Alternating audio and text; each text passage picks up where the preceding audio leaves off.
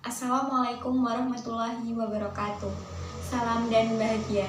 Perkenalkan, nama saya Muslihatun Aulia, NIM 201901043 dari Prodi Agribisnis kelas A.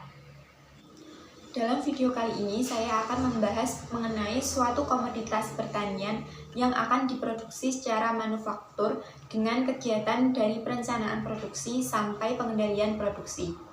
Komoditas yang akan saya gunakan dalam video kali ini yaitu komoditas teh. Teh sebagai salah satu komoditas potensial perlu mendapatkan perhatian lebih dari berbagai pemangku kepentingan.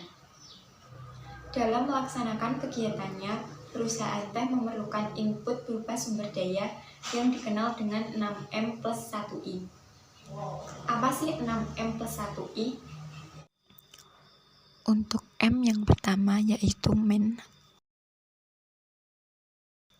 Sumber daya manusia dalam bentuk tenaga kerja pemetik yang merupakan faktor produksi penting bagi industri hulu. Selain tenaga pemetik, sumber daya manusia juga diperlukan dalam setiap proses produksi sampai pemasaran. M yang kedua yaitu material. Bahan baku yang digunakan untuk memproduksi teh adalah pucuk tanaman teh yang diperoleh dari perkebunan milik perusahaan atau petani setempat. M yang ketiga yaitu money. Uang atau modal didapat dari para investor, baik dari dalam negeri maupun luar negeri. Investor asing mulai banyak menanamkan modalnya di perusahaan perkebunan swasta. Namun untuk perkebunan rakyat, investor dan bantuan modal dari pemerintah masih kurang. M yang keempat yaitu mesin. Di sini ada beberapa mesin yang digunakan dalam proses pembuatan teh, yaitu ada tea cutter, yaitu mesin pemotong, ada rotary penner, yaitu alat untuk melayukan daun, ada press roller yang digunakan untuk penggulungan. Kemudian ada alat ECP, endless chain pressure dryer, yaitu mesin pengering awal. Kemudian ada mesin repeat dryer, yaitu mesin pengering akhir, dan ada mixi yang digunakan untuk sortasi. M yang selanjutnya yaitu market. Kondisi permintaan teh, baik domestik maupun ekspor, sangat mendukung bagi pemasaran teh oleh industri dalam negeri. Permintaan yang tinggi secara langsung juga akan menimbulkan pendapatan perusahaan dan secara tidak langsung membantu perkembangan industri dalam negeri. Hal ini dibuktikan dengan pangsa pasar perusahaan hilir seperti teh botol mencapai 28% dari total pasar minuman di Indonesia. M yang terakhir yaitu metode. Metode yang digunakan dalam perusahaan teh salah satunya adalah metode Economic Order Quality atau EOQ. EOQ merupakan salah satu metode pengendalian persediaan yang bertujuan untuk menentukan jumlah optimum pemesanan barang atau bahan yang paling ekonomis setiap pemesanan. Dan 1I yaitu information. Informasi tentang kinerja bisa melalui survei atau melalui komentar di sosial media. Perusahaan juga bisa menyediakan kotak khusus pelanggan untuk memberikan komentar atau saran kepada perusahaan.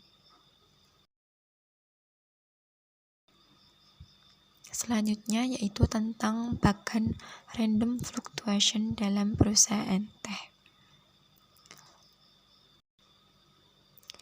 Yang pertama yaitu ada input yang berupa tenaga kerja, material, modal, mesin, pasar, metode, dan juga informasi. Kemudian akan dilanjutkan dengan proses konvensi.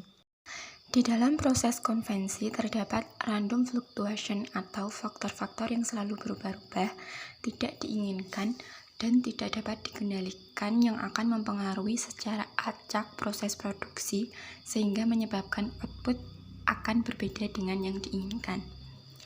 Random fluctuation yang sering terjadi adalah Yang pertama, keadaan iklim yang tidak menentu serta kemarau panjang yang terjadi mengakibatkan tidak terpenuhinya persyaratan tumbuh yang dibutuhkan tanaman. Yang kedua yaitu banyaknya hama dan penyakit yang menyerang tanaman teh. Terjadi peremajaan tanaman, kurangnya tenaga kerja disebabkan masyarakat mulai enggan bekerja di sektor pertanian dan lebih memilih bekerja di sektor industri atau lebih memilih bekerja di luar negeri. Yang selanjutnya yaitu faktor sumber daya modal masih kurang mampu mendukung. Biaya produksi teh dinilai terus naik sementara harga tetap. Dan yang terakhir yaitu peningkatan biaya yang dikenakan untuk memperbaiki kerusakan dan pemeliharaan mesin, instalasi, dan bangunan pabrik. Selanjutnya yaitu proses pengendalian produksi. Proses pengendalian produksi yang dilakukan oleh perusahaan diantaranya yaitu penyemprotan hama dan gulma menggunakan herbisida, pemangkasan tanaman yang sudah tidak produktif, pengawasan mandor petik agar para pekerja lebih memperhatikan rumus petikan dan cara memetik teh yang baik. Industri hulu harus dapat meningkatkan mutu produksi teh Indonesia. Biaya produksi perlu ditekan dengan efisiensi produksi agar daya saing meningkat. Dan yang terakhir yaitu pengembangan pasar perlu ditingkatkan, baik pasar domestik maupun pasar ekspor. Sistem produksi yang digunakan dalam perusahaan yaitu flow shop, yang berarti urutan setiap job atau proses tetap. Misalnya dari mesin A pelayuan, kemudian ke mesin B proses penggulungan, dan mesin C yaitu proses pengeringan. Selanjutnya yaitu sistem manufaktur dan sistem perusahaan. Yang pertama yaitu sistem produksi, yang merupakan kegiatan inti di dalam sebuah perusahaan di mana kegiatannya ada perencanaan produksi, pengendalian, dan aktivitas produksi yang saling terkait. Kemudian di lingkungan luar terdapat sistem manufaktur yang kegiatannya adalah mendesain produk dan proses, menjamin kualitas produknya, dan melakukan studi pasar. Di luar sistem manufaktur ada sistem perusahaan di mana kegiatannya ada sistem keuangan, sistem manajemen, dan sistem personalia. Sekian video dari saya. Apabila ada kesalahan, saya mohon maaf.